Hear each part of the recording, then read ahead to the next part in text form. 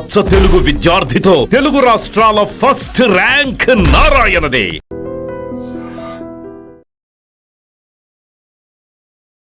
నమస్కారం, welcome to I dream. ధర్మ మార్గం విత్ విజిత కార్యక్రమానికి స్వాగతం.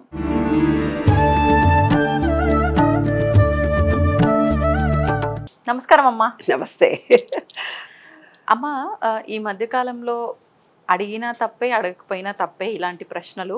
అంటే చాలామందిలో ఒక సందేహం ఉంది, భర్త లేని స్త్రీలు బొట్టు పెట్టుకునే విధానం ఈ మధ్య కాలంలో మనం ఎక్కువగా చూస్తూ ఉన్నాం. వాస్తవానికి కొంతమంది అయితే భర్త ఉన్నప్పుడు పెట్టుకునే సైజ్ కన్నా కూడా భర్త వెళ్ళిపోయినాక పెట్టుకునే ఆ టిక్లీ సైజే ఇంకా పెద్దగా ఉంటుంది, ఈమెకి సోకులు ఎక్కువైపోయినాయి అంటే నేను అంటున్నాను, తప్పు కాదు. ఇలాంటి మాటలు మనం ప్రస్తుతం వింటున్నాము. అంటే భర్త వెళ్ళిపోతే బొట్టు తీసేయాలా? ఏం భర్తతో బొట్టు రాలేదు కదా, మంగళసూత్రాలు మెట్టలు మాత్రమే ఆయనతో వచ్చాయి, ఏమైంది మేము బొట్టు పెట్టుకుంటే, నేను పుట్టిన నుంచి నేను బొట్టు పెట్టుకుంటున్నా అని మాట్లాడే వాళ్ళ వర్షన్ వింటే కరెక్టే అనిపిస్తుంది. కొంతమంది చెప్పే విధానం ఏంటి అంటే, భర్త లేడు కాబట్టి నీకు ఈ అలంకరణలు ఇవన్నీ ఆయనతోటే వెళ్ళిపోయాయి అనే భావన మనకు పూర్వ రోజుల నుంచి వస్తుంది, కాబట్టి అది ఆచరించడం మన పద్ధతి, అది ధర్మము అని చెప్తారు. ఇలా విన్నప్పుడు ఇది కరెక్టే అనిపిస్తుంది. అసలు మీ అభిప్రాయం ప్రకారం ఏది వాస్తవం అంటారు? అంటే కాంట్రవర్సీ దాంట్లో నన్ను ఇరికిద్దామని చూస్తున్నావు కాదమ్మా, చాలా మంది. ఎందుకంటే ఎవరి నమ్మకాలు వాళ్ళవి, ఎవరి విశ్వాసాలు వాళ్ళవి, ఎవరి పద్ధతులు వాళ్ళవి. నేను ఎవరినైనా ఈ పద్ధతిలో వాళ్ళు అనుకుంటే అది కరెక్టే అంటారు, వీళ్ళు ఈ పద్ధతిలో అంటే వీళ్ళను కరెక్టే అంటారు. ఎందుకంటే ఎవరి నమ్మకాలు ఎలా ఉంటాయో ఆ నమ్మకాల ద్వారానే వాళ్ళు జీవించాలనుకుంటారు. మనం ఆ పద్ధతి కాదమ్మా ఇది అని అంటే నచ్చదు వాళ్ళకి, నిజంగా నచ్చదు. ఏమ్మా, ఇప్పుడు ఎప్పటికాలం మాట మాట్లాడుతున్నావు, బొట్టు పెట్టుకోలేదని. మొగుడు ఉంటేనే పుస్తెలతాడు వేసుకోవట్లేదు ఆఫీస్కి, మొగుడు ఉంటేనే బొట్టు పెట్టుకోకుండా ఆఫీస్కి వెళ్ళిపోతున్నారు, మెట్టెలు పెట్టుకోవటం లేదు. అలాంటి దగ్గరికి అలాంటి జనరేషన్లో ఉన్న ఈ రోజుల్లో బొట్టు పెట్టుకుంటే ఎట్లనా, బొట్టు పెట్టుకోకుంటే ఇట్లనా, ఎంత చిన్న టాపిక్ ఇది. చాలా చిన్న టాపిక్, చాలా చిన్న టాపిక్. ఎందుకంటే మొగుడు ఉన్ననే పెట్టుకోవట్లేదు, పోతే అవునా లేదా?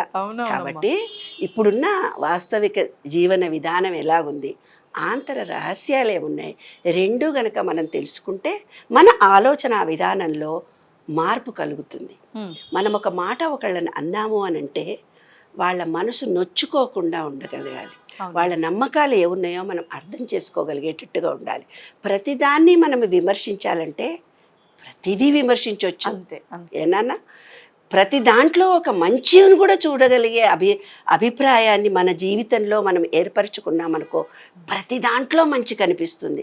అంటే చూసే దృష్టిలో ఉంటుందే తప్ప ద్రష్టలో ఉండదు. కాబట్టి నాన్న, ఎప్పుడు కానీ ఎవ్వరు ఎలా ఉన్నా కూడా వాళ్ళల్లో మంచిని చూడడం నేర్చుకోమని నేను ఫస్ట్ చెప్పే మాట ఇది. నా దృష్టి అలా ఉంటుంది నాన్న. నాకు అసలు క్రిటిసిజం చేయడం అనేదే నాకు తెలియదు. ఎవరన్నా నన్ను క్రిటిసిజం చేసినా అయ్యో వీళ్ళ లెవెల్ ఇంతేనా అనుకొని వెళ్ళిపోతానే తప్ప నేను దాన్ని విమర్శిస్తూ కూర్చోను. అదే వాళ్ళు అన్నారని నేను బాధపడుతూ కూర్చోను. నా అనుభవం ద్వారా నేను చెప్తున్నాను. ఎందుకంటే విశ్వం నిరంతరం మనతో ఉంది. మనం ఏ లెవెల్లో ఉన్నామో తెలిస్తే ఆ లెవెల్ అట్రాక్షన్నే మనము రిసీవ్ చేసుకోగలుగుతాం.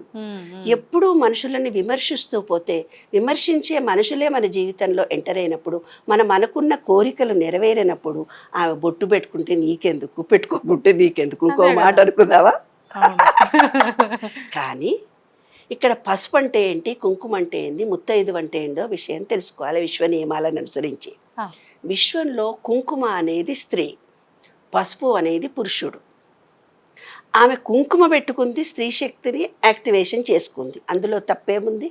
పుస్తెలు ఉంటే కదా పసుపు పెట్టేది, పుస్తెలు లేవు ఆమెకి, భర్త లేడు, అందులో తప్పేముంది? తప్పు లేదు. ఎందుకు అలా చేశారు అని అంటే, ఆమె అద్దము చూసి బొట్టు పెట్టుకొని అందమైన జడ వేసుకున్నప్పుడు ప్రతి స్త్రీ కోరుకునేది పురుషుణ్ణి ఆకర్షించాలని. ఎందుకంటే మైనస్ ఎప్పుడు ప్లస్ను ఆకర్షిస్తుంది, ప్లస్ ఎప్పుడు స్త్రీలు ఎలా ఉన్నారా అని చూసే దృష్టి ఒకటి విశ్వంలోనే ఉంది. అంటే ఏంది, ఏవైనా రెండు చిలకల్ని చూడు రెండే కలిసి ఉంటాయి, రెండు బర్డ్స్ని చూడు ఏవైనా రెండే కలిసి ఉంటాయి, బటర్ఫ్లైని చూడు రెండే కలిసి ఉంటాయి, కాకుల్ని చూడు రెండే కలిసి ఉంటాయి, గ్రూపుగా ఉంటాయి. అంటే ఏంది, ఏదైనా ఈ విశ్వంలో స్త్రీ పురుష శక్తులు రెండు కలిసే ఉన్నాయి. ఈ విశ్వమంతా కూడా మమైకంతో కలిసి ఉన్నటువంటి స్త్రీ పురుష శక్తి, అంటే శివపార్వతులలాగా కలిసి ఉన్నటువంటి పాజిటివ్ నెగిటివ్ ఎనర్జీతో మమేకమై ఉన్నటువంటి ఈ శక్తిలో పసుపు అనేది ఆమె పోయింది.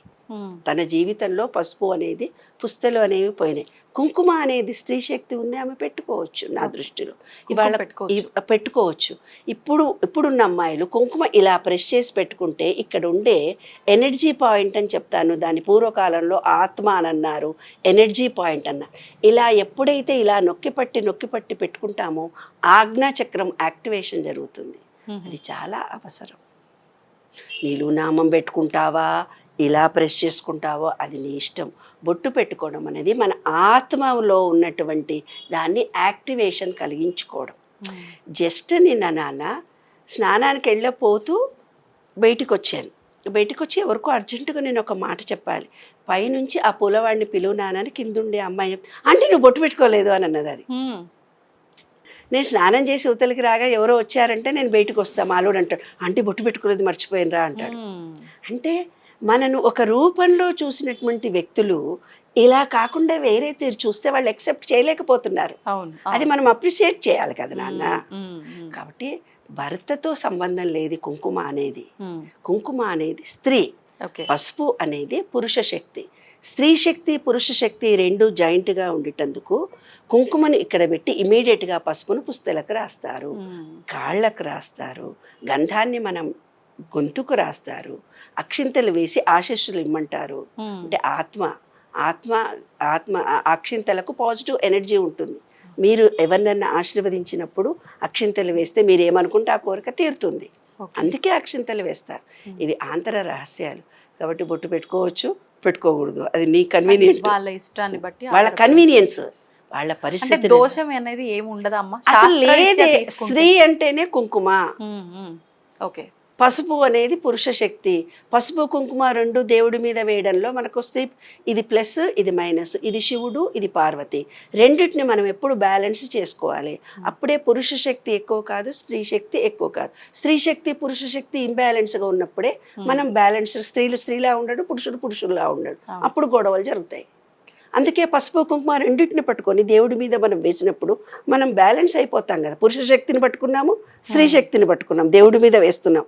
బొట్టు విషయం విడిచిపెడదాం, దేవుడు పెట్టాం, దేవుడి మీద పసుపు కుంకుమ రెండు వేసాం అంటే స్త్రీ పురుష శక్తిని రెండింటిని యాక్టివేషన్ చేసాం. దీపం అక్కడ పెట్టుకున్నాం, దీపం కళ్ళతో చూసాం, మన మణిపూరక చక్రం యాక్టివేషన్ అయింది, దాంట్లో నెయ్యి వేసాం కాబట్టి మన కళ్ళల్లో తేజస్సు వెలిగిపోతుంది. అంటే అందులో ఉండే నెగిటివిటీ తొలగిపోయింది, పాజిటివ్ ఎనర్జీ మనకు వచ్చింది. ప్రతి పూజలో వాడే ప్రతి దాంట్లో ఒక అంతరార్థాలు ఉన్నాయి. కాబట్టి ఎవరి నమ్మకాలు, ఎవరి విశ్వాసాలు, ప్రతి దాన్ని విమర్శించకండి, తప్పుగా చూడకండి. ఏనా? ప్రతి దాంట్లో మంచిని చూడడం నేర్చుకోండి, మానవత్వాన్ని పెంచుకోండి, ప్రేమను పంచడం నేర్చుకోండి. మనం అందరం ఒకటే, అంతే. తేడాలేమీ లేవు. ఎవరి ఆయుష్ ముందుంటే వాళ్ళు ముందు, మనం వెనక, అంతకంటే ఎక్కువ ఇంకేమీ లేదు. మనం ఏదో ఇంకా ఉన్నాం, కొంచెం బాకీ తీర్చుకోలేకపోతే. ఆ రహస్యాన్ని తెలుసుకోండి. ఉన్న 4 రోజులు నలుగురిని నవ్వించండి, నలుగురికి ప్రేమను పంచండి. నాకు తెలిసింది ఇంతే. అంతే. ధన్యవాదాలమ్మా. తవ్వుతూనే శివలింగం. సరే, దాన్ని అట్లా కప్పేసేయండి, చూపించదండి. Krishna is there. మూర్తి పూజ కాదు, సాక్షాత్ బ్రజేంద్ర నందన భగవాన్ ఉన్నారు మూర్తిలో. ఏమీ ఆశించకుండా ఆరాధించే వాళ్ళు కూడా ఉన్నారా ప్రభుజీ? నిజమైన భక్తి అంటే మనకు తెలియదు కాబట్టి